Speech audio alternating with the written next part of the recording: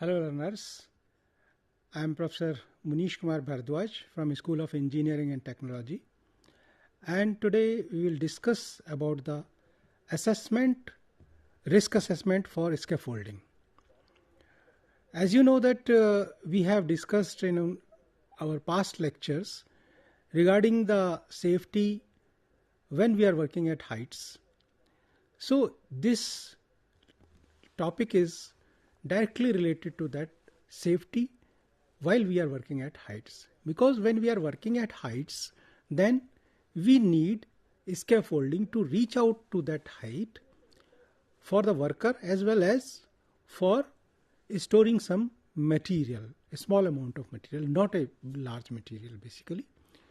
So this is, as you know, that scaffolding is used to reach when the workers are working at a height basically, and they need a support or a platform to work there at a height.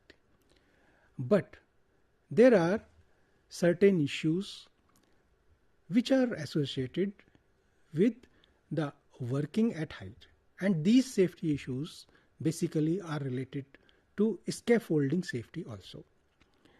So to ensure that our scaffolds are safe, they are stable, they do not give in when some odd environmental conditions are there.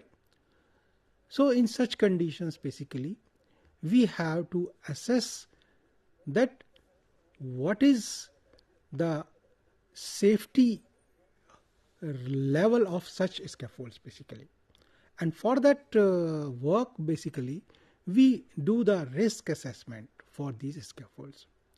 So this is basically the center of thought for today's lecture. What we will cover in this lecture, these are the various aspects.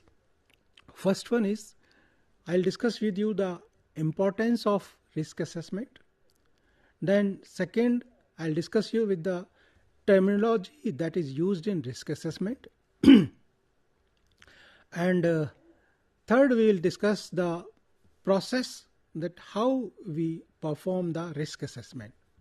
And lastly, I'll discuss you with hazard identification, that how we identify the hazards. What we want to achieve from that, what we want to get or obtain from the today's lecture, it is expected that after going through this lecture, you should be able to express the importance of risk assessment. Then you should also be able to define various terms related to risk assessment. Then you should also be able to explain the process of risk assessment.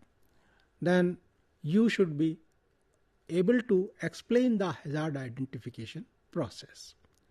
So these are the expectations from you after completing or after going through this lecture. So let us begin with the introduction of this lecture. Risk assessment in scaffolding work is a crucial process that helps to ensure the safety of workers and the successful completion of a construction project.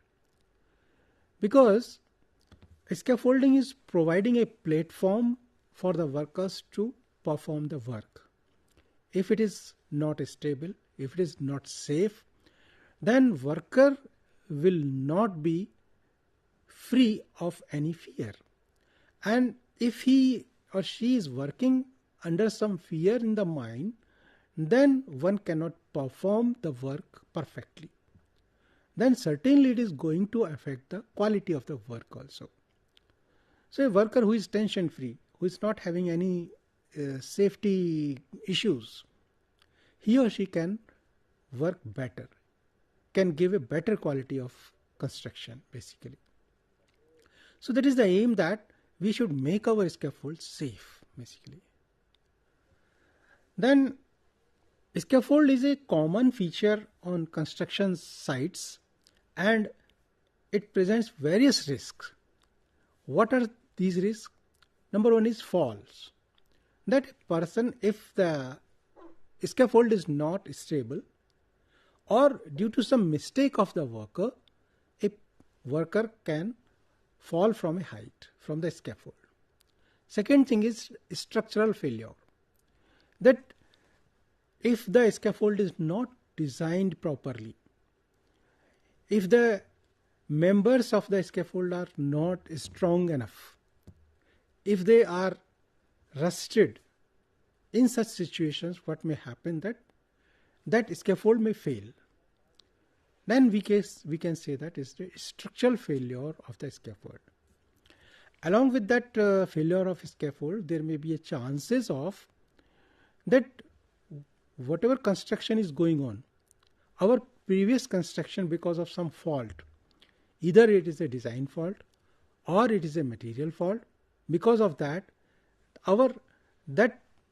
particular structural element on which the construction is going on, our previous construction may fail, and because of that this structural failure may happen. So structural failure may happen for the scaffold as well as for the structural element on which the work is going on.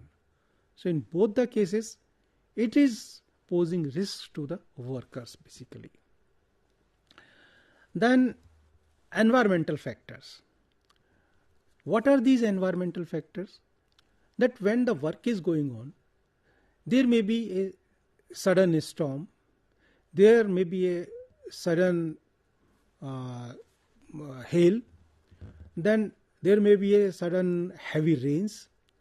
So when a worker is working at a height of something 5 meters, 6 meters basically, that cannot come down quickly. And if our scaffold is not stable against these sudden environmental changes, then it may pose risk for the worker basically. So we have to assess that our scaffold is strong enough, stable enough to take such type of challenges basically, and it remains stable and safe during such conditions basically. Then here I'll discuss the important aspects related to the risk assessment for scaffolding works. First, I'll discuss with you the importance of risk assessment in scaffolding. Risk assessment in scaffolding is of paramount importance due to the inherent risk associated with working at height. As I just told you, that when a worker is working at height, there are many challenges. There may be a condition of fall, there may be a condition of a structural failure of a scaffold or the structural element, or there may be some sudden environmental changes. If a worker is working in a very hot environment, there may be a heat stroke. Such type of things may happen basically. So we have to ensure that our scaffold is stable in such conditions basically. Then ensuring the safety of workers and preventing accidents in scaffolding is critical, and risk assessment plays a key role in achieving this goal. Meaning that if we have assessed about all the risks which are associated with the stability and safety of the scaffold, then we can take the preventive measures. We can take some steps which can avoid any accident which may happen due to some weaknesses in the scaffold basically. So for that matter, this risk assessment is very much necessary. Then what are the main reasons why this risk assessment of the scaffold is crucial? These are: number one, worker safety. Because if our scaffolding is weak, if our scaffolding is not strong, then it is posing risks to the health of the workers. Health in the scene that if there is some fall, there may be injury, If it is a fall from a great height, larger height, then these accidents or fall may be fatal also. It may cause the casualties basically, which is very dangerous situation because life is precious. We have to safeguard the life of our workers. So worker safety is of prime importance. So from that matter, from that point of view, we have to assess the risk associated with the scaffold, whether it is safe, whether it is stable, whether it is strong enough, so that no injury or casualty is there because of the failure of the scaffold. So this is very much important. Then second aspect is legal and regulatory compliance. There are certain regulatory bodies and government agencies which establish strict safety standards and regulations for scaffolding. And while designing or erecting these scaffold, these guidelines must be followed properly. Because if we follow these guidelines, if we follow the restrictions put by these agencies or guidelines put by these agencies, then we can avoid the chances of any accident.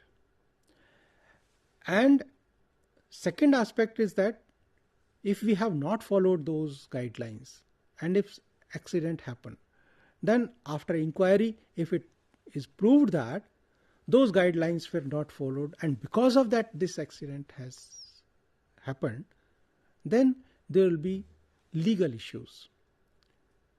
There will be inquiries and there will be a police case.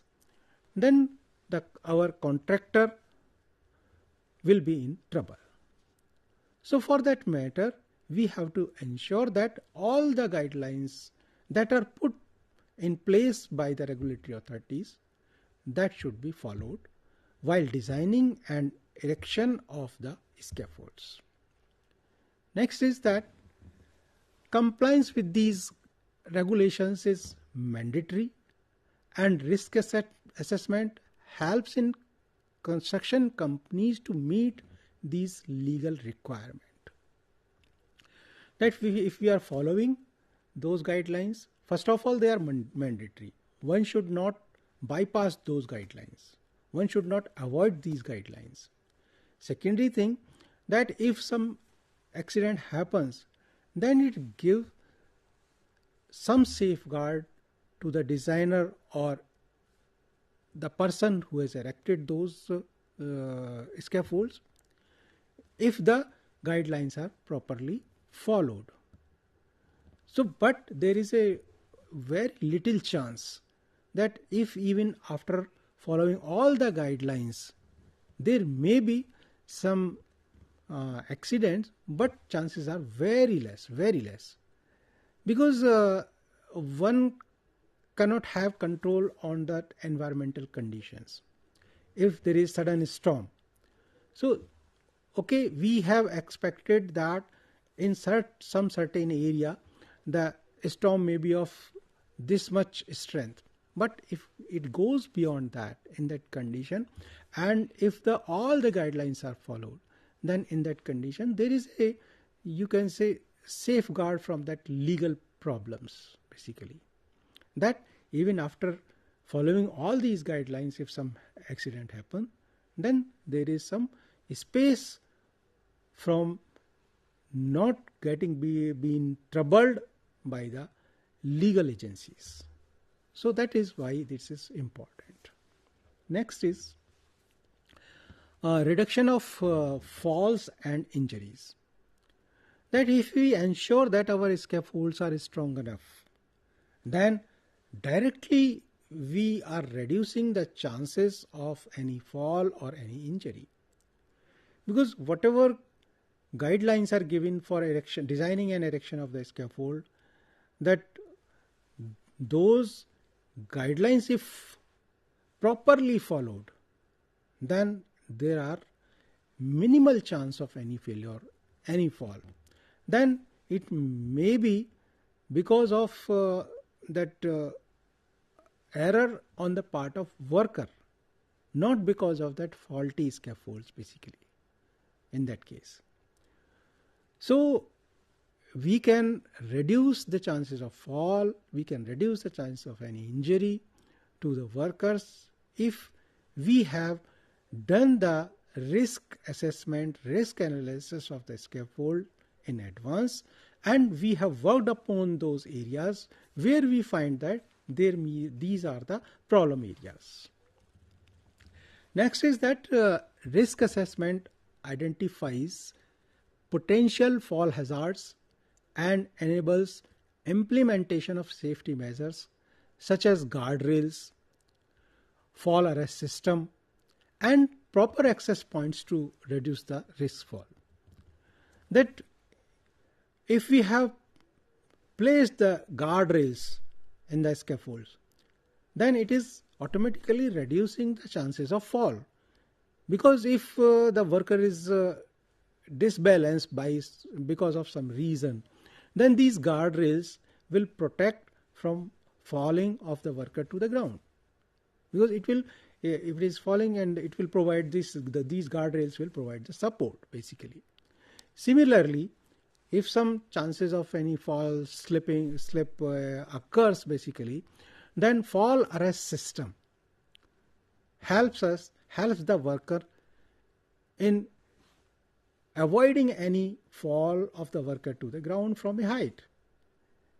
Because this fall arrest system helps the worker to be in command and become stable after having some disbalance basically. What are these? I'll show you. Just look at these in this picture. These are the guardrails basically, which you see here. This one in this little picture. These are the guardrails basically. The horizontal members are the guardrails. Vertical are the guardrail posts in this scaffold. So these horizontal members, this is the working platform where the worker will stand while working basically. And these horizontal members that you see here, this side and this side, here also on all four sides basically, at this level also. So these are the guardrails. So if there is some disbalance, then these guardrails will not allow the worker to fall to the ground. Similarly, here you see the fall arrest system, in which there is a full body harness and a fall arrest system. This is basically the web lanyard, some type of rope basically, and it is attached to this rope grab. Then this is called lifeline basically. This is attached to some stable point in the scaffold or to the structural element, and then this harness, full body harness, this is, you can say, in the form of straps. This is worker is wearing all around his body basically, and there is a one system energy absorber is also there, because if somebody slips and falls, then there will be an impact on the body. So to absorb that energy, there is a system basically which absorbs the energy of the impact, and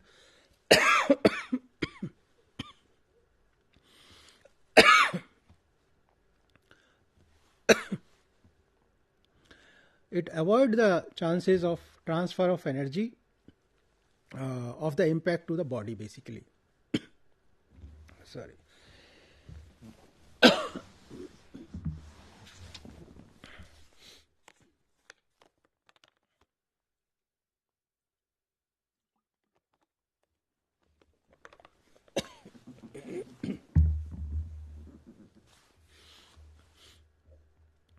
So if such things are there, such arrangement is there, that if guardrails are installed in that scaffold and this fall arrest system is there, So in case of any fall, basically also our worker remains safe basically. So such type of things should be there when the worker is working at a height basically and using the scaffold. Then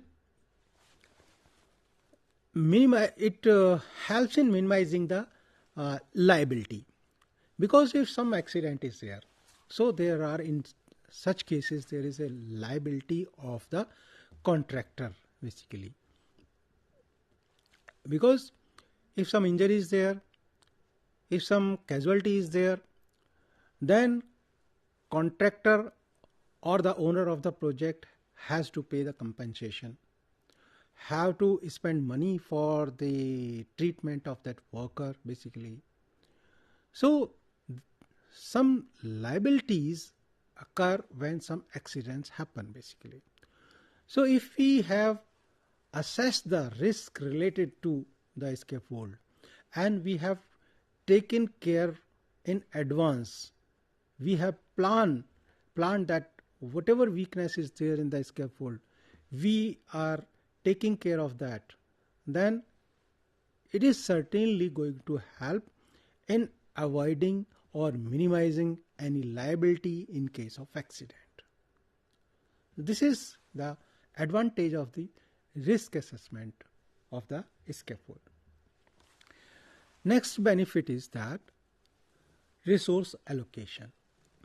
Risk assessment helps to allocate resources efficiently, because if our site is risk-free, we can allocate the resources for the construction work, for the welfare of the workers, because money is not being wasted in treatment or some legal problems. So we can allocate the resources properly so that our construction is going smoothly, our workers are safe, they are working without any tension of any fall or any injury or any risk basically. Then by identifying the high risk areas and focusing resources on these areas, construction companies can optimize safety measures, training and equipment use. That if the construction site is safe, then we can optimize our resources for safety measures, then for training of our workers, then purchase of new equipments to all these areas. The next point, which is you can say an advantage of that risk assessment of scaffold, is project success. By ensuring the safety of scaffolding, workers contribute to the overall success of construction project. As I told you that if our worker is free of any risk, if he or she is tension free, then he or she can provide a better quality work.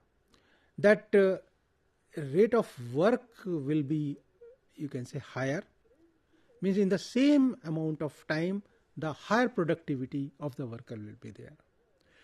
Quality of construction will be there. Better quality we can achieve. So by doing this risk assessment, we can help in ensuring the success of the project, construction project basically. Unforeseen accidents can cause project delays, cost overruns, both of which can be mitigated through the effective risk assessment. Because if some accident is there, then due to this accident there will be the inquiries, there will be the time wasted in treatment of the workers. If some casualty is there, it will be a bigger problem. The work will be halted for many days, or if some big accidents occur, then work will be halted for months altogether. So there will be a wastage of time. You cannot complete the project in time, first of all. Second thing is the cost overruns, because now you will be spending more money. For what? For treatment, for compensation, and if it is halted for altogether for months, then there may be a you can say price changes in the materials also. So whatever material is to be purchased or to be used, basically, for that matter you have to spend more money. So this all will cause the cost overruns. Means you have to now spend more money. Then the condition, if everything went smooth, then the total amount of money that was to be spent would have been less. So that way it contributes to the success of the project also. Next point is improved productivity. As I told you that when workers feel safe, they give you more output. They give you better quality of the construction. So that way it is a improved productivity. Then by reducing the risk of accidents, it leads to a better work environment and improved morale. That, as I told you, that if our worker gets a good environment, safe working environment, then certainly his or her morale improves. He or she feels to work without any tension. He or she gives better quality, and productivity is better now. We will continue our discussion after a short break. Thank you.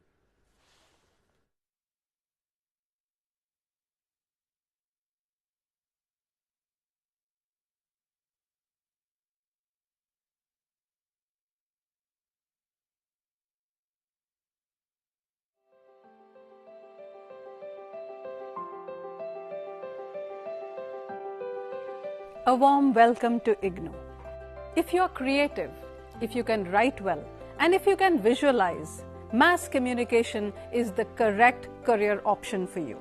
I am going to talk about postgraduate diploma in journalism and mass communication, which is also the first year of MA program in journalism and mass communication. So any learner who has done a postgraduate diploma in journalism and mass communication is eligible to take admission straight away into the second year of our master's program in journalism and mass communication. Duration to complete this program is minimum 1 year, and because we have this inherent flexibility in distance education system, you can take up to 3 years to complete this program. The minimum eligibility criteria for taking admission in this program is bachelor's in any discipline. To give you a glimpse of what are the various components of this program, we begin with telling you what mass communication is, what are the various areas, various branches of mass communication. Then we go on to tell you about the various reporting techniques and beats of reporting, followed by media ethics, the principles, the codes of conduct that you must follow, and we also focus on the writing skills and editing skills for print media. Now this program comprises of 8 courses of 4 credits each. 25% of the entire program is practical based.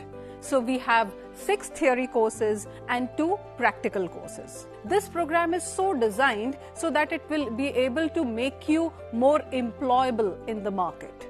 So it helps you build a career in print media, in radio, television, new media, as well as the allied subjects of mass communication, which could be media marketing, advertising, public relations and corporate communications, event management. This can also help you become an entrepreneur in areas like photography or having your own production house and so on. So I hope that you will be excited to join this program, and we will be waiting to welcome you here in IGNOU.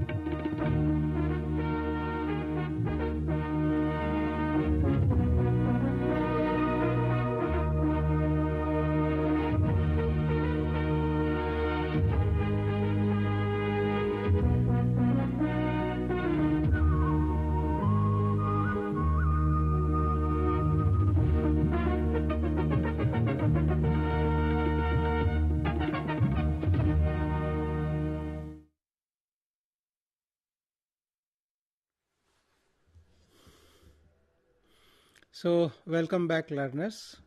So, we were discussing about that importance of risk assessment in scaffolding work. So, in this series, the next point is that environmental protection. So, risk assessment of scaffolding is not only about the workers basically, it also ensures the environmental protection also. That if there is some fall of material which we use in construction, then it goes to the air basically and it pollutes the environment.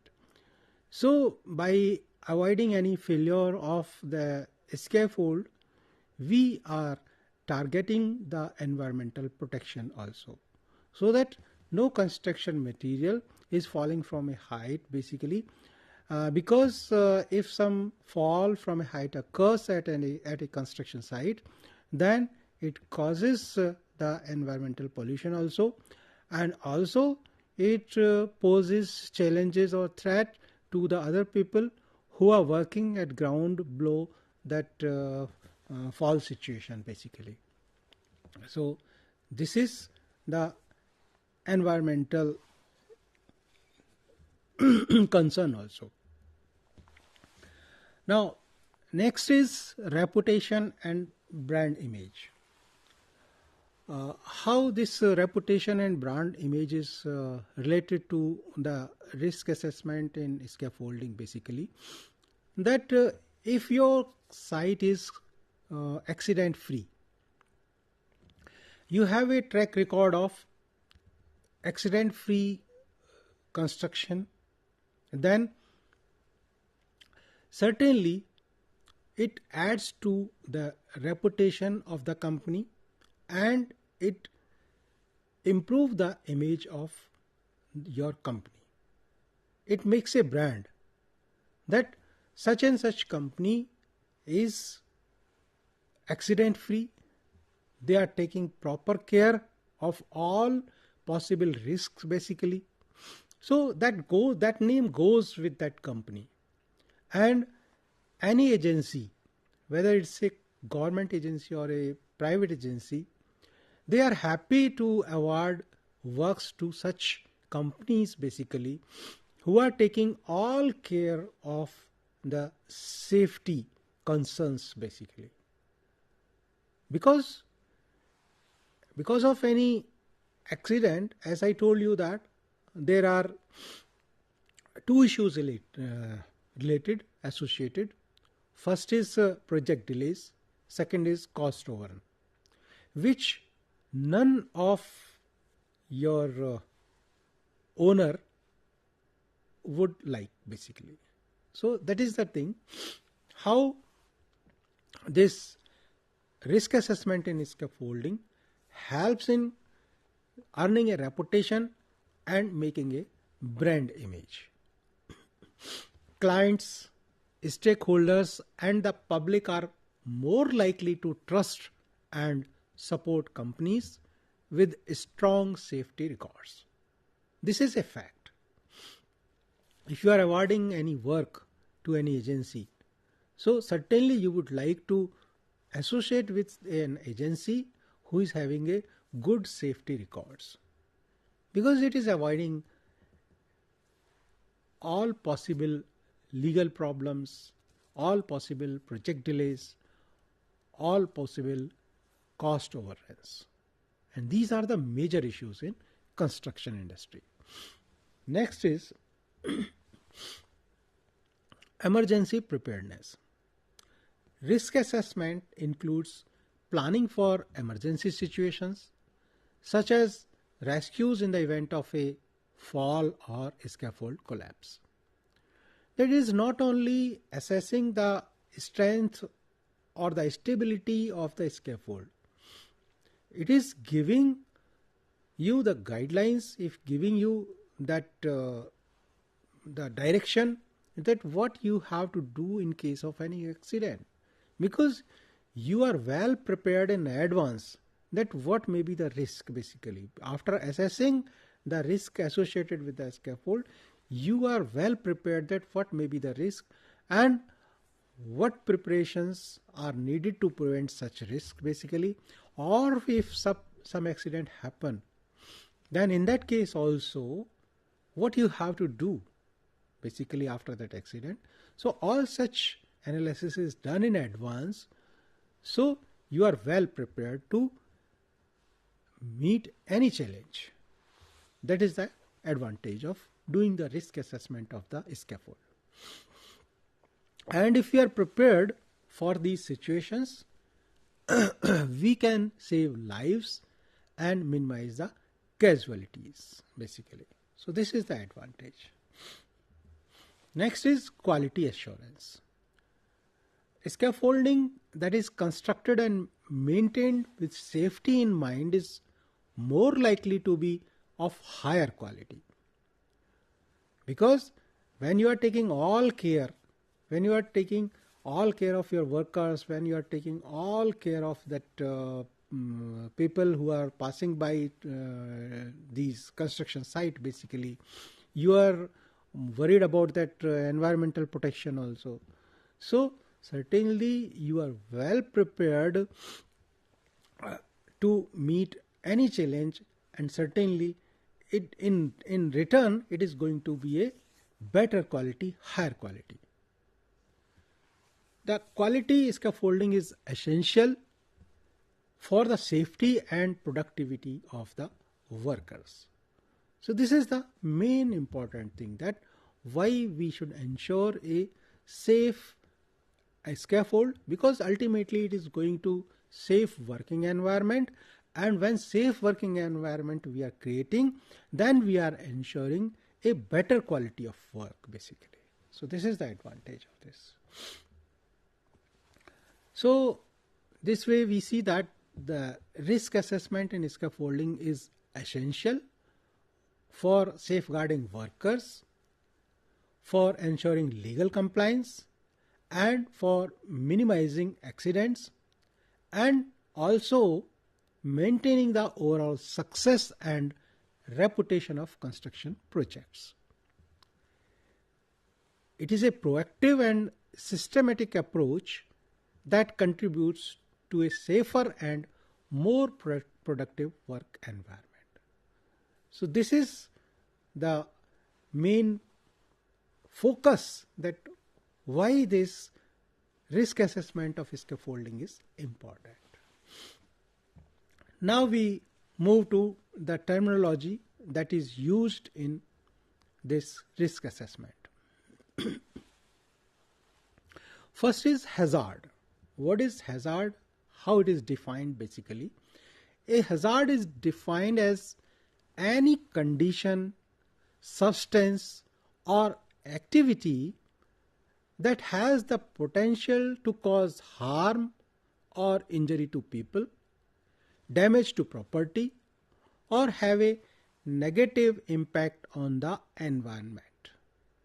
So these all things are associated with this hazard. Hazards in construction can vary widely and are typically associated with the dynamic and often dangerous nature of construction work basically. You know that construction work itself is a very, you can say, risky work, especially in two conditions: when you are working either at height or when you are working underground. Though it is little bit safe when we are working at ground, but these conditions are very few, that you do not need a scaffold for working. Means always it has to go in vertical direction. So worker has to work at a height. We need scaffolding for that purpose. Another situation, that underground work, that is more challenging basically. So that way construction work are dynamic nature and it is associated with many risks basically.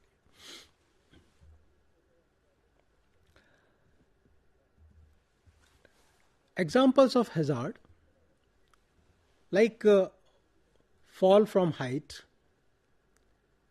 This fall may be from the ladder, this may be from the scaffold, this fall may be from roof, or this fall may be from elevated work platforms. So this is a hazard. Fall from a height is a hazard. Then another hazard is structural instability. This is related to structural integrity of the buildings and temporary structures, because we use many temporary structures when we are constructing any structure. Like this scaffold itself is a temporary structure. We design, we erect it, and after construction we remove it. So that way it is a temporary structure. This can involve the collapse of walls, collapse of floors, collapse of scaffolding, or excavation cave-ins. Excavation cave-ins means when we are excavating basically, then these trenches, the soil from both the sides of the trenches may fall into that trench basically, or excavation area. That is called excavation cave-ins. Then another example of hazard is electrical hazard. That is also frequent at construction sites, because we are using their machines, and these machines which are run by the electricity basically. So there are electrical cables, wires lying on the ground. So if this wire or cable is faulty, and if some worker put foot by mistake on these, then there may be a chances of electrocution. So this is the electrical hazard basically. Then fire hazards. Construction sites often involve welding, cutting, and use of flammable materials. There are many oils, the thinners that are used as a construction site basically. These are very flammable. So because of this, they increase the risk of fire basically. Then another type of example of hazard is tripping and slipping hazard. That when these workers are moving, so if the surface is uneven, it is undulating basically, so there are chances of slipping or tripping basically. This construction site are not very clean basically, as you see in factories. So things are lying here and there. The site is very cluttered basically. So workers may hit those things which are lying on ground here and there, and they may fall. They may slip basically. There are problems of wet surfaces and oily surfaces, because in construction sites water is an essential element. So while using water, it spills basically. When we are using water for curing, so it is spilling over all over the site basically, and it's a you can say the soil on the ground. So when water goes there, it becomes muddy. So there are chances of tripping or slipping because of that wet and the oily surfaces. So this is one type of hazard. Another type of hazard which generally people ignore basically is noise and vibration. Because our ears are made, our body is made to take the noise up to a certain level safely. If this noise level of or the vibration level goes beyond that safe level, then it is posing the health hazard basically, which generally people do not feel basically. Otherwise, in long run, if a worker is exposed to higher noise or the higher vibrations basically, it is causing the health problems to that worker. So in itself, this noise and vibration is a hazard at the construction site basically. Then another term is risk. That is also in that title of our discussion, that risk assessment. So what is risk basically? We just now learnt about that hazard. Then now another is risk. Risk is defined as the likelihood and potential consequences of events or situations that could result in harm, injury, damage, financial loss, or project delays. Risk in construction project can vary widely and should be identified, assessed, and managed to ensure the safety of personnel and the successful completion of the project. So this is risk basically. That situation which is directly going to affect the workers and the timely completion of our project. That is risk. Let us see some examples of risk. First is safety risk. Safety risk is having the examples of fall risks, means risk of falling. The risk of workers falling from heights such as scaffolding, ladder, or roofs. Then second is structural risk. Structural risk means the potential for building structures to collapse or fail during construction. If some structural element fails, like if you are constructing a wall, then due to some reason if that wall fails, then it can cause the health hazard to the workers basically. And many accidents had happened in the past. Every third day, fourth day, you may read in the newspapers that a building under construction, column collapsed, wall collapsed, failure of roof, such type of things. So that is basically the structural risk basically. Now another type of risk is environmental risk. In environmental risk, first is weather risk. Adverse weather conditions like heavy rain, storms, or extreme heat can disrupt the construction activities. And not only it is disrupting the construction activities, it is posing the challenges to the safety of the workers also. Because if some worker is working during heavy rain, so there may be condition of falling, tripping, or slipping, or similarly during some storm, even that our scaffolding may fail. And if a worker is working at a height of 6-7 meters, and if that person is falling, if that worker is falling from that height, then it may cause the problem of great injuries and even the casualties. Then another environmental risk is environmental regulations. That's risk related to non-compliance with the environmental regulations will lead to the fines and the project delays. Means you are losing money and you are losing time for construction or completion of your project in these situations. Then another type of risk is design and planning risk. One risk is design errors. That errors or omissions in the project design can lead to costly revisions.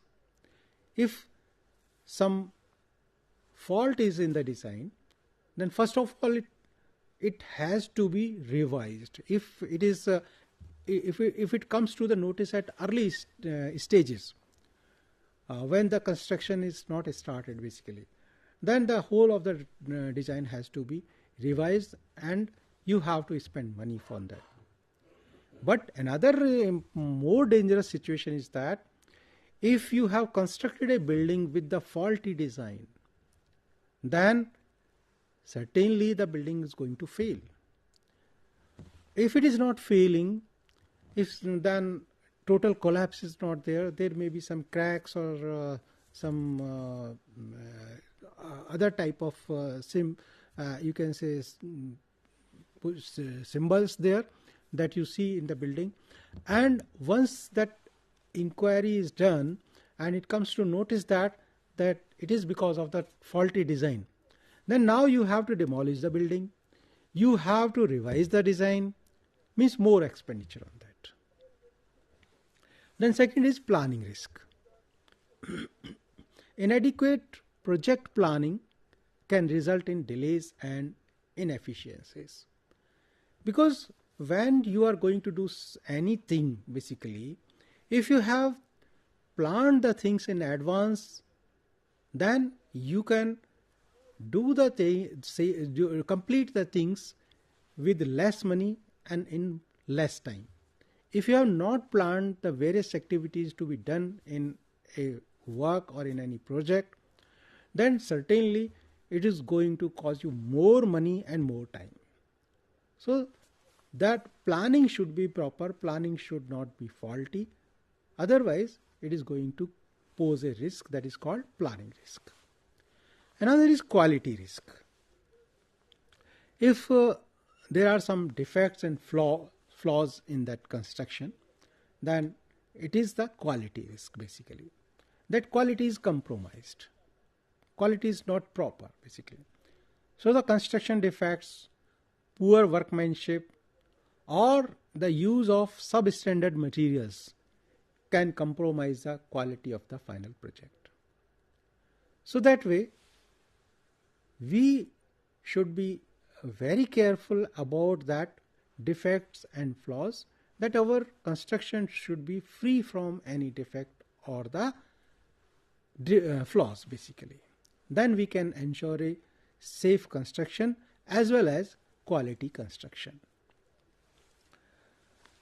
So we have discussed about that what is the importance of that risk assessment for scaffolding. Then different terminology I discussed with you related which is used in that risk assessment, like hazard, risks basically. So I hope you will go through that study material, and we will continue our discussions in the coming lectures. Thank you.